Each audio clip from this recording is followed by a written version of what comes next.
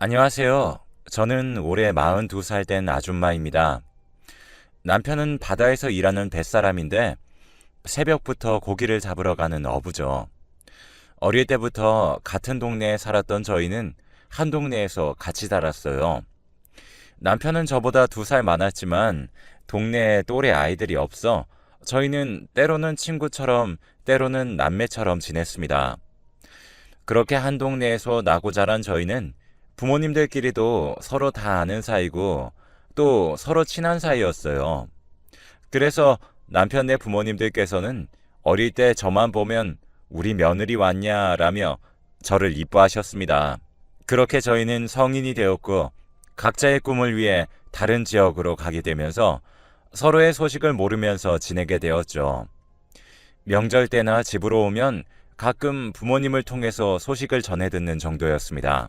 너희 어릴 때는 잘 맞았는데 요새는 왜 안 만나냐며 서로의 부모님이 물으셨고, 저희는 어릴 때야 같은 동네였고 그래서 친하게 지냈던 거지 좋아한 건 아니라고 했죠. 하지만 그런데도 불구하고 양쪽 부모님들은 나이만 차면서 연애도 안 하고 있던 저희에게 한 번만 만나보라 권하셨고, 그렇게 저희는 몇십 년 만에 부모님들의 소개로 만나게 되었습니다. 너무 오랜만에 만난 오빠여서 그런지 왠지 모르게 떨리고 더 설렜습니다. 그날 오빠와 밥을 먹고 커피를 마시면서 서로의 근황을 물었고, 오빠는 타지 나가서 사회생활을 하다 마음이 지쳐서 고향으로 돌아왔고, 그 뒤로 아버지 일을 하기 위해 지금은 아버지와 같이 배를 탄다고 했습니다. 제 기억에 오빠네 아버님은 어릴 때부터 배를 탔고 어린 시절 아버님께서 심심해하는 저희를 배에 태우고 다니셨던 기억이 있어요. 그렇게 오빠와 커피를 마시며 어린 시절을 회상하는데 얼마나 재밌던지요. 저희는 시간 가는 줄도 모르고 어린 그 시절 이야기를 했고, 그러면서 오빠는 저에게 어릴 때부터 저를 좋아했다며 그때는 그냥 동생으로 좋아하는 줄 알았는데 지금 생각해보니 아닌 것 같다면서 자기와 한번 만나보자고 저에게 고백했고, 저도 그런 오빠가 싫지 않았고 불편하지 않았기에 몇 번의 만남을 더 가진 후 그렇게 제 남자친구가 되고 연인 사이로 발전하게 되었습니다.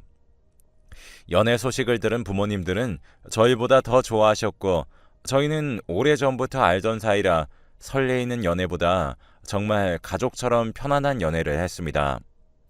서로의 부모님에게도 최선을 다했고, 서로 안 맞는 부분이 있다면 누가 먼저 할 거 없이 서로에게 맞추면서 지냈습니다.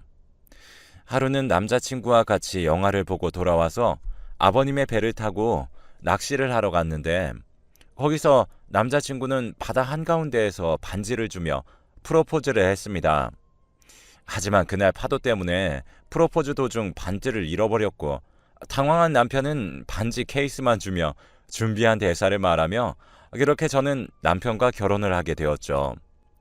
시댁에서는 가족이 된 걸 축하한다면서 저를 반기셨고, 시댁에서 준비해 주신 집으로 들어가서 신혼생활을 했습니다. 결혼을 하고 아이가 잘 생기지 않아서 시댁에서는 임신에 좋다는 음식이나 보약을 항상 챙겨주셨고, 그런 노력에도 불구하고 아이가 생기지 않아 상심하고 있을 때 친정에서는 시험관 이야기를 해왔고, 시험관에 드는 비용은 시아버님이 다 지원해 주신다면서 그렇게 시험관에 도전하였습니다. 하지만 시험관도 결과는 좋지 않았고 시아버지께 죄송해서 못하겠다고 말씀드리니 시아버지는 혹시 네가 아이 갖기 싫은데 우리가 강요하는 거면 그만두거라. 하지만 아이는 원하지만 비용이 걱정되는 거라면 걱정하지 말고 내가 그 정도 해줄 능력은 되니 부담 갖지 않아도 된다. 라고 하셔서 계속된 시도 끝에 임신에 성공하였고, 시댁에서는 정말 고생 많았다면서 마음고생, 몸고생 다 했다고 저를 다독였습니다. 그렇게 모두의 노력 끝에 아들을 낳았고, 아들은 정말 귀하게 얻은 만큼 귀한 대접을 받았습니다.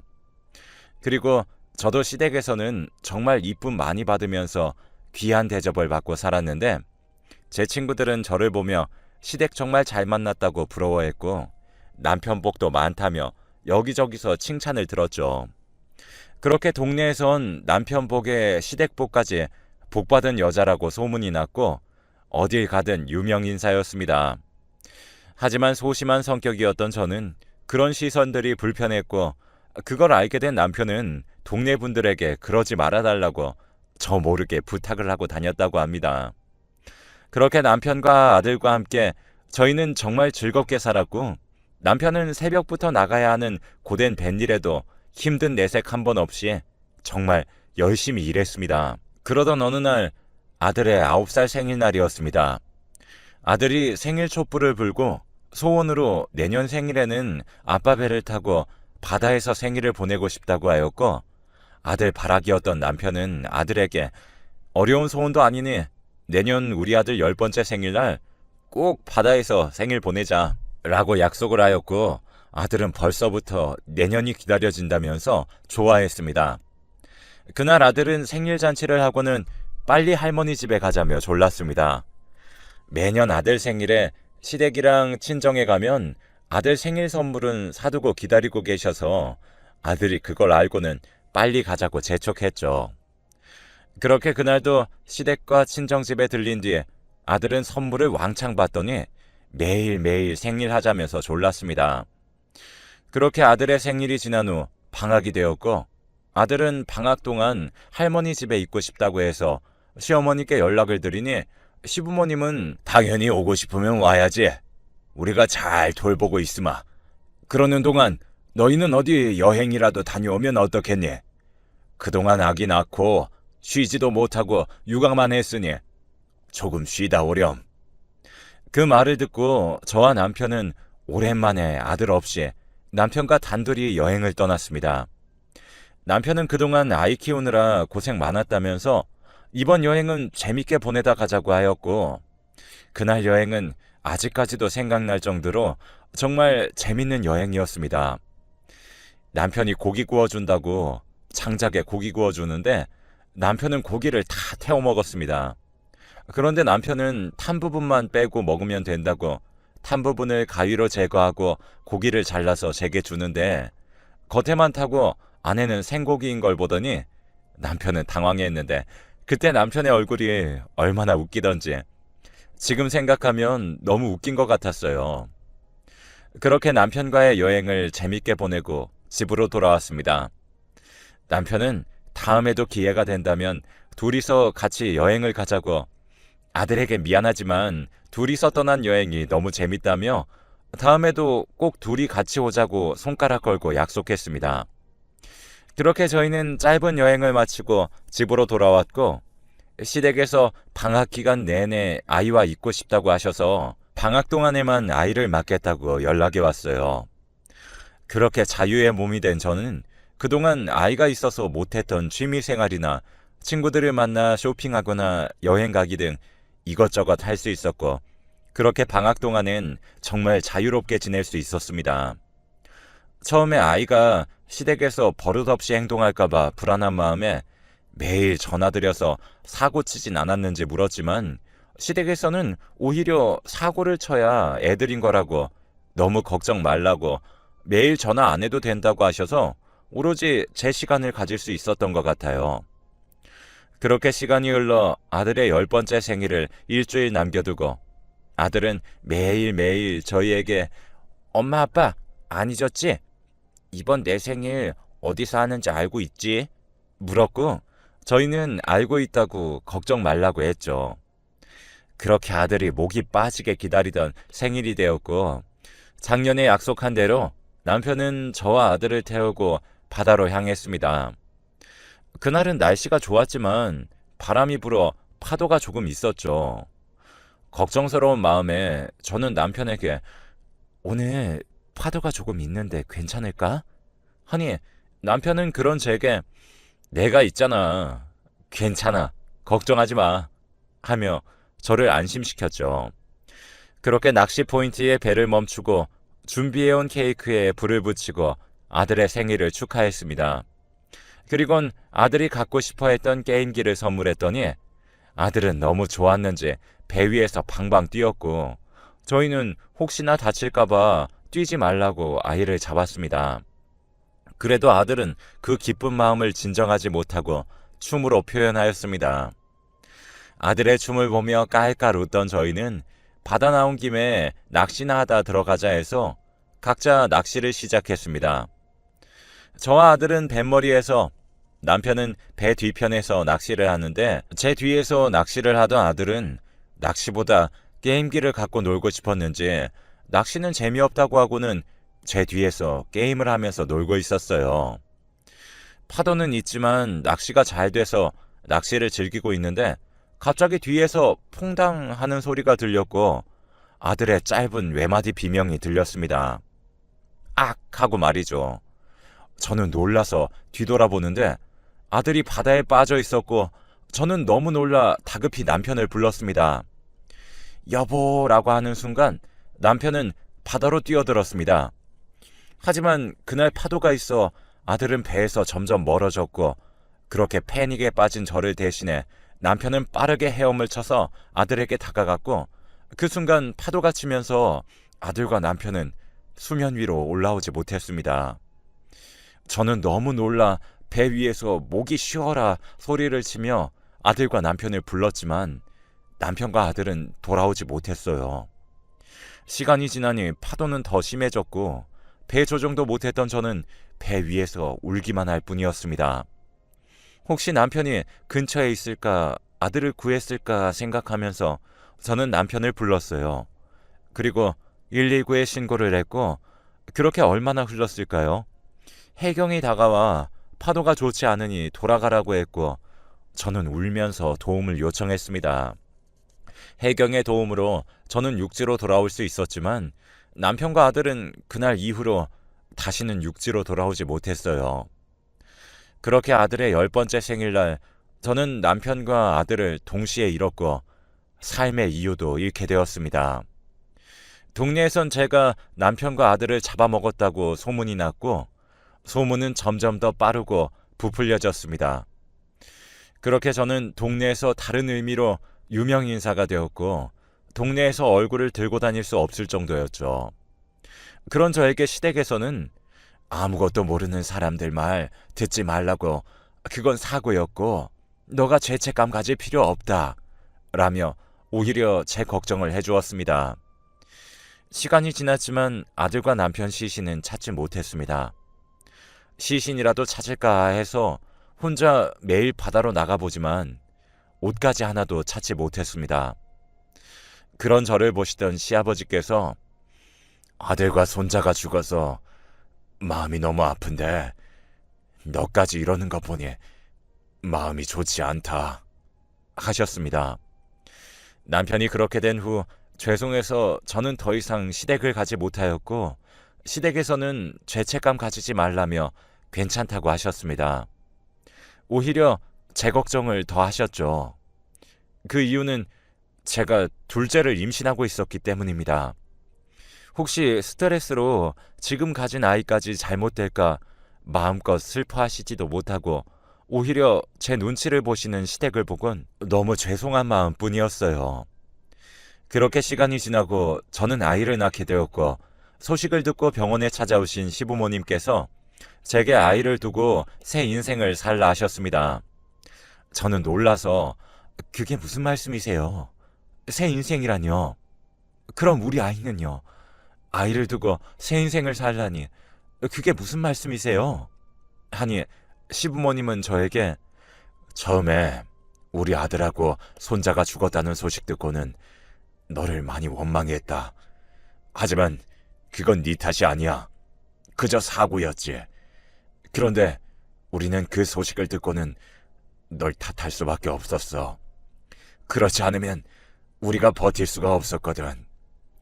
그런데 생각해보니 너도 우리처럼 남편을 잃고 자식을 잃었더구나.